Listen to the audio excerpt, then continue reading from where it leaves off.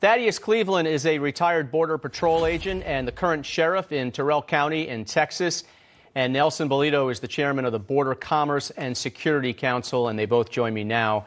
So ICE arrested 8 people from Tajikistan with suspected ties to ISIS-K as part of a coordinated sting operation in New York, Philly, and in L.A. The FBI also says one of the 8 people crossed into San Diego and has been here for 6 months. So, Sheriff, I mean, it's got to be incredibly frustrating for law enforcement and Border Patrol to be handcuffed by Biden's policies and have, illegal aliens wandering about, and you know nothing about them or their background. Rob, thanks for having me back. And first and foremost, this isn't surprising. Look, the last 3.5 years, with the millions of people we have allowed into this country without proper vetting, and when we say without proper vetting, that's not on the backs of the Border Patrol. They're doing what they can. They're processing what they can. ICE is doing what they can, but we have seen such an increase in activity, record levels of increase, that, we're not able to properly vet these people. And then the other side of the coin is we simply don't know who these people are because many of the countries where they're coming from, they don't keep biographical information or criminal history information like we do here in the United States. So, our backs are up against the wall with this. It's like, a college kid going to a bar and the bouncer says, "Let me see your ID." And he's like, "Well, I have none." "Well, do you swear that you're 21? "Yes." "Come on in." It's so insane.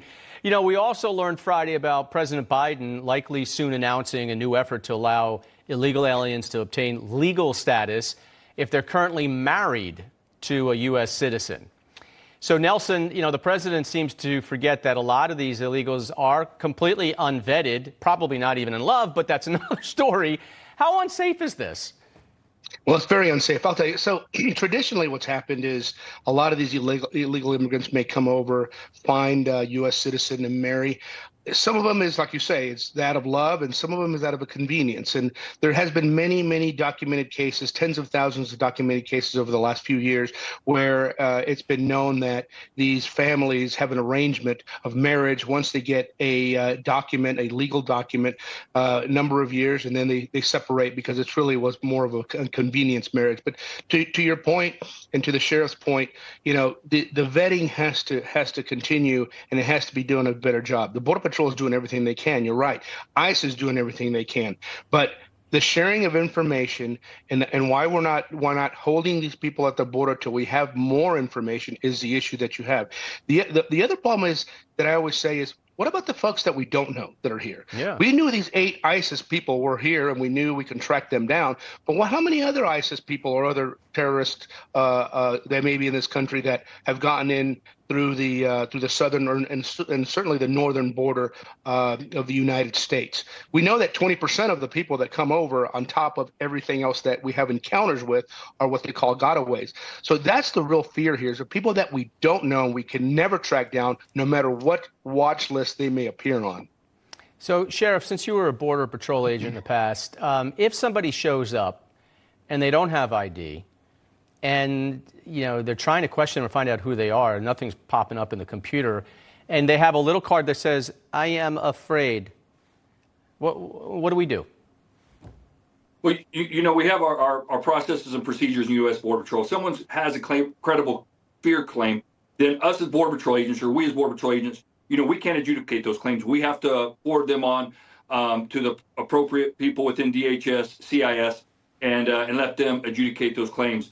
But again, if you look back under the Trump administration, when we had all the people coming to the United States claiming credible fear and other asylum requirements, if you will, they were made to remain in Mexico. That policy worked. Yep. And if you look further at H.R. 2 that was passed in the House, but set on at the Senate, that would solve that part of this problem. That would help out tremendously. And I must mention, what Nelson mentioned as far as gotaways. Here at my station, or in my county, and the Border Patrol station I used to command here in Sanderson, we would have over about 50% of what we have apprehended. The other 50% are gotaways. So those are definitely concerning. Yeah, of course it is. And Nelson, the president is kind of going backwards now. He comes out with this big executive order stuff, which is kind of meaningless. But he's also trying to get more illegals the opportunity to get work permits. And there's so many loopholes, by the way. You go on the CPB app, you fill it out, or whatever. It's like, you know, you get the green light to come in. I don't think he understands. Well, I don't think he understands anything, but I don't think they understand how deeply troubling this is to most Americans.